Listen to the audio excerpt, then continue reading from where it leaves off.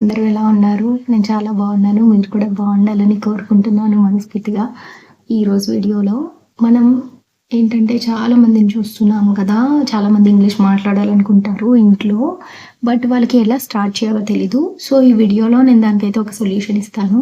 అదేంటంటే క్వెషన్స్ అడగడం స్టార్ట్ చేయండి.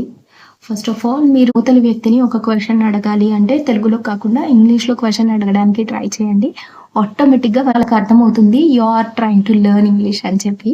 So, it would be a good start to your English learning journey. So, ఈరోజు వీడియోలో అయితే నేను కొన్ని ఇంగ్లీష్ క్వెషన్స్‌ని మీతో షేర్ చేసుకుంటాను. ఆల్మోస్ట్ అరౌండ్ 30-50 క్వెషన్స్ షేర్ చేసుకుంటాను. అండ్ మీకు గనుక ఈ వీడియోస్ యూస్‌ఫుల్ అనిపిస్తున్నాయి అంటే కొంచెం లైక్ చేయండి. ఇప్పుడైతే ఇంకా ఏమాత్రం లేట్ చేయకుండా వీడియోలోకైతే వెళ్ళిపోదాము. అందరికీ నమస్కారం. నేను మీ గౌతమి. మీకు తెలుసు కదా, నేను ఏదైనా సరే కాంటెక్స్చువల్‌గా నేర్పించడానికి మాత్రమే ట్రై చేస్తాను. Because I don't believe in solo learning. ఇక్కడొక పదం, ఇక్కడొక పదం అట్లా చదివితే గుర్తుండదు అన్న ఫీలింగ్ అనమాట. ఏదైనా సరే ఒక కాంటెక్స్చువల్‌గా నేర్చుకుంటే మనకు ఎక్కువ రోజులు గుర్తుంటుంది అన్న ఫీలింగ్. ఎందుకంటే నేనైతే అలానే నేర్చుకున్నాను. మీకు కూడా అలానే నేర్పిస్తాను. సో, ప్రెజెంట్ అయితే ఇప్పుడు మనం ఇంట్లో అట్ హోమ్ ఇంట్లో ఎలాంటి ఇంగ్లీష్ క్వెషన్స్‌ని అడగాలి అన్నది చూద్దాము. ఇప్పుడు ఎవరైనా బయటికి వెళ్తున్నప్పుడు నువ్వు ఎక్కడికి వెళ్తున్నావు అని అడుగుతాం కదా! దాన్ని ఇంగ్లీష్‌లో వేర్ ఆర్ యూ గోయింగ్ అని అడగాలి. Where are you going? Where are you going? నేను ఇక్కడ టైమర్ ఇవ్వను. మీరు జస్ట్ నా తర్వాత సెంటెన్స్ అనేది పాజ్ చేసుకొని చెప్పండి. Okay? Where are you going? నువ్వు భోజనం చేసావా? Did you eat food? Did you eat food? నువ్వు ఏం చేస్తున్నావు? What are you doing? What are you doing? నువ్వు ఎప్పుడు తిరిగి వస్తావు? When will you come back? When will you come back? నువ్వు ఎందుకు ఆలస్యమయ్యావు? Why are you late? Why are you late? నువ్వు నాకు సహాయం చేయగలవా? Can you help me? Can you help me? నీ పని పూర్తయిందా? Did you finish your work? Did you finish your work? నువ్వు ఏమి తినాలనుకుంటున్నావు? What do you want to eat? Want to eat అంటే తినాలనుకుంటున్నావు అని. నువ్వు ఏమి తింటున్నావు అని అడగాలనుకుంటే వాట్ ఆర్ యూ ఈటింగ్ అని అడగాలి. Okay? What do you want to eat? What are you eating? ఇప్పుడు నువ్వు బిజీగా ఉన్నావా? Are you busy now? Are you busy now? మనము బయటకు వెళ్దామా? Shall we go outside? Shall we go outside? నువ్వు నిద్రపోయావా? Did you sleep? Did you sleep? ఎవరు వచ్చారు? ఎవరు వచ్చారు? Who came? ఇది ఎవరిది? Whose is this? Whose is this? నువ్వు సిద్ధంగా ఉన్నావా? Are you ready? Are you ready? మనం ఎప్పుడు బయలుదేరుదాం? When shall we leave? When shall we leave?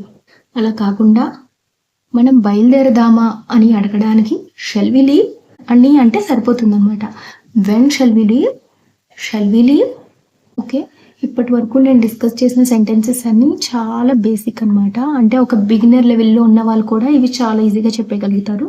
ఇప్పుడు స్టెప్పింగ్ ఇంటూ ఇంటర్మీడియట్ స్టేజ్ కొన్ని క్వెషన్స్‌ని ఎలా అడగాలి అన్నది చూద్దాము.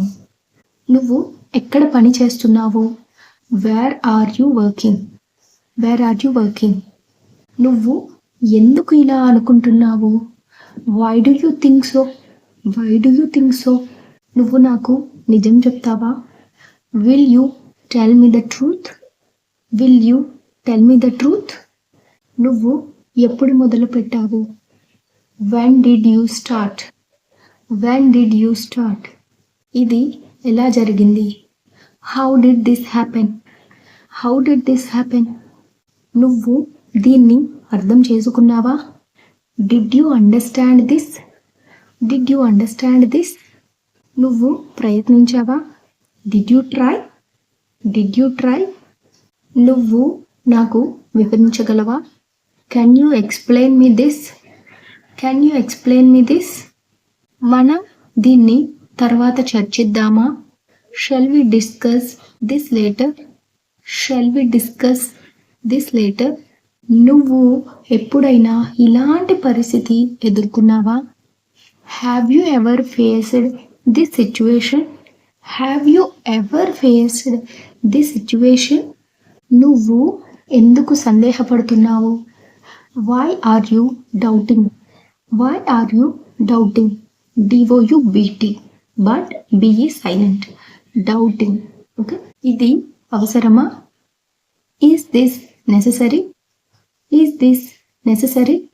మీరు వెంటనే పాజ్ చేసుకొని చెప్తున్నారు కదా, వెంటనే నేను 2 times చెప్పిన తర్వాత పాజ్ చేసుకొని రిపీట్ చేయండి గట్టిగా. ఓకే, లేకపోతే మీరు ప్రొనౌన్సియేషన్ అనేది క్యాచ్ చేయలేరు. Please do this. Try to repeat after me loudly. మనం దీన్ని మెరుగుపరచగలమా? ఇప్పుడు మీరు ఏదైనా ప్రాజెక్ట్ క్రియేట్ చేశారనుకోండి, దానికి ఇంకా ఏమైనా మార్పులు చేర్పులు చేసి ఇంకా బాగా చెయ్యగలిగడాన్ని మెరుగుపరచడం అంటారు, రైట్? మనం దీన్ని మెరుగుపరచగలమా? Can we improve this? Can we improve this? నువ్వు ఏమి సూచిస్తావు? What do you suggest? What do you suggest?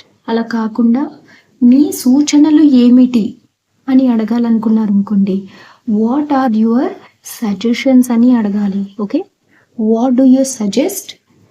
What are your suggestions? నువ్వు నాకు మద్దతు ఇస్తావా? ఇది చాలా సింపుల్ కదండి.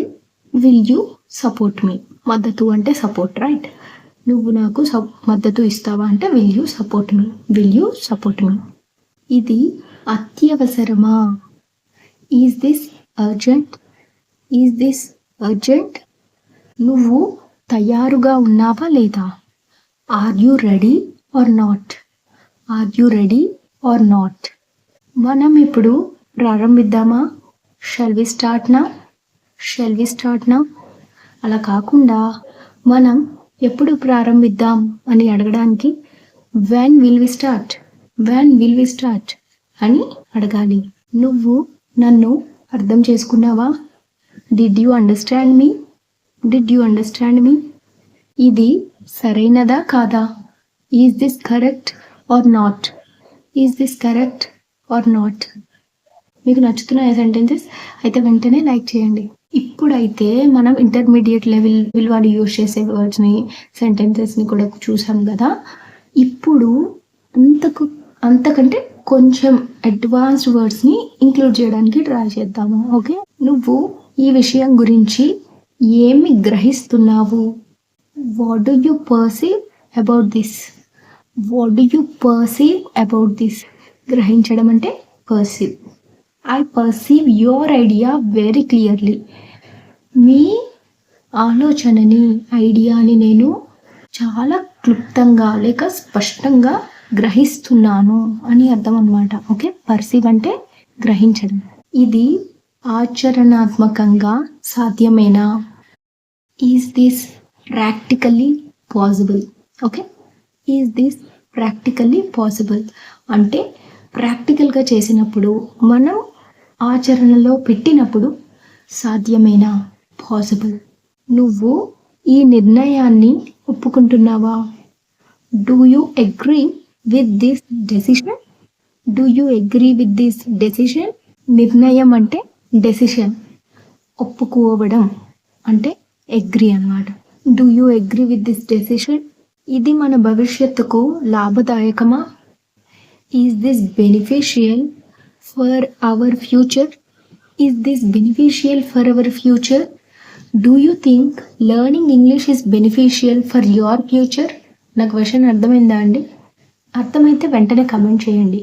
Do you think learning English is beneficial for your future? Type yes or no. నువ్వు ఈ విషయం మీద నమ్మకంగా ఉన్నావా? Are you confident about this? Are you confident about this? మనం దీన్ని నిర్వహించగలమా, లేక సంభాళించగలమా, లేక ఎదుర్కోగలమా? ఇటువంటి సిచ్యువేషన్స్ని మనం చెప్పాలి అనుకున్నప్పుడు can we handle this situation అని చెప్పొచ్చు అనమాట. అంటే can we handle this, can we handle this అని సింపుల్గా చెప్పొచ్చు. హ్యాండిల్ అంటే ఏంటంటే మనం దీన్ని ఎదుర్కోగలమా, ఆ వర్క్ మనం మన చేతుల మీదుగా చేయగలమా? ఓకే, అంతా నేను చూసుకుంటాను అంటాం కదా.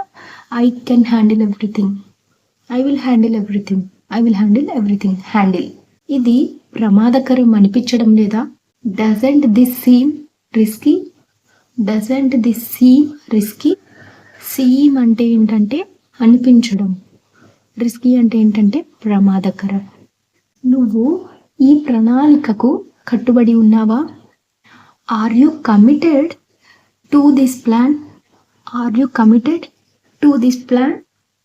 కట్టుబడి ఉండడాన్ని కమిటెడ్ అంటారు. For example, I am committed to my husband. నేను నా భర్తకు కట్టుబడి ఉన్నాను అని చెప్పడానికి I am committed to my husband అన్నమాట. కమిటెడ్ అంటే ఏంటంటే మనం ఎన్ని పరిస్థితులు వచ్చినా సరే ఒక పర్సన్కి లేక ఒక పనికి, ఓకే, లేక ఒక సిచ్యువేషన్కి కట్టుబడి ఉంటాము అంటాం కదా, దానికి అంత వాల్యూ ఉన్నదానికి కమిటెడ్ అని వాడతాము. ఇది విలువైనదిగా అనిపిస్తుందా? Is it worth it? Is it worth it? Do you feel this class worth it? Do you feel this class worth it? అంటే మీకు ఈ క్లాస్ విలువైనదిగా అనిపిస్తుందా? ఒకవేళ అనిపిస్తే మీరు ఇప్పటి వరకు నా ఛానల్ సబ్స్క్రైబ్ చేసుకోకపోతే ఖచ్చితంగా సబ్స్క్రైబ్ చేసుకోండి. నువ్వు దీన్ని స్పష్టం చేయగలవా అని అడగడానికి కెన్ యూ క్లారిఫై దిస్ అని అడగాలి. Can you clarify this? స్పష్టం అంటే క్లారిఫైయింగ్. ఇది దీర్ఘకాలంలో ఉపయోగకరమేనా? Is this useful in the long term? Is this useful in the long term? ఇప్పుడు మనం ఏదైనా వస్తువు కొనడానికి వెళ్ళినప్పుడు ఇది దీర్ఘకాలంలో బాగానే పనిచేస్తుందా, లేక ఇది దీర్ఘకాలంలో ఉపయోగకరంగా ఉంటుందా అని అడగడానికి is this useful in the long term అని అడగాలి. మనం దీన్ని సరళీకృతం చేయగలమా? Can we simplify this? Can we simplify this? నువ్వు దీని మీద ఏకాగ్రత పెడుతున్నావా? Are you concentrating on this? Are you concentrating on this? మిమ్మల్ని అడుగుతున్నాను, are you concentrating on this? ఇది మనకు ప్రయోజనాన్ని ఇస్తుందా? Does this give us an advantage? Does this give us an advantage? చూడండి, అడ్వాంటేజ్ అనేది ప్రయోజకరమైనది అని మీనింగ్ కదా. అడ్వాంటేజ్ అనేది దేంతో స్టార్ట్ అయింది? ఓవెల్తో స్టార్ట్ అయింది, ఏతో. సో దానికంటే ముందు యాన్ అనేది మనం యూజ్ చేయాలి. Does this give us an advantage?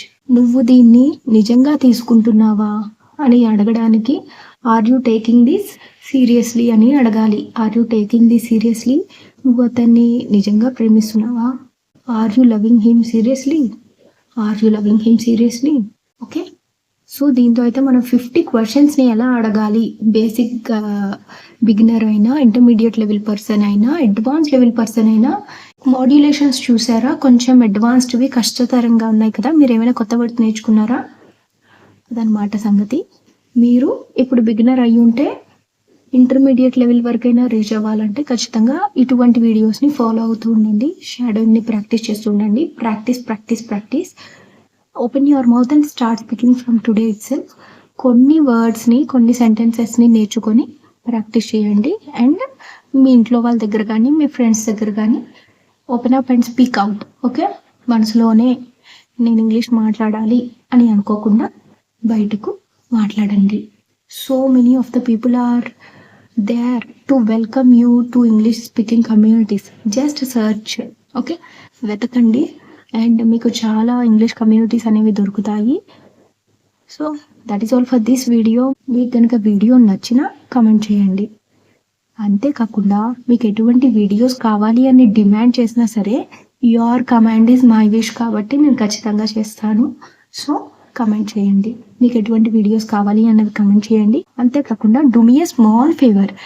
నేను ఎటువంటి వీడియోస్ చేస్తే మీకు నచ్చుతున్నాయో నాకు అర్థం కావట్లేదు.